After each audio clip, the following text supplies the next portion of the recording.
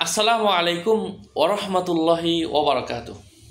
আজকে এই ভিডিওতে আমরা আলোচনা করব স্বপ্নে পানি দেখলে কি হয়। আল্লামা ইমাম ইবনে সিরিন রহমতুল্লাহি আলাইহি থেকে আলোচনা বুঝতে শেষ পর্যন্ত শুনবেন। যারা এখনও চ্যানেলটি সাবস্ক্রাইব করেননি অবশ্যই সাবস্ক্রাইব করতে ভুলবেন না।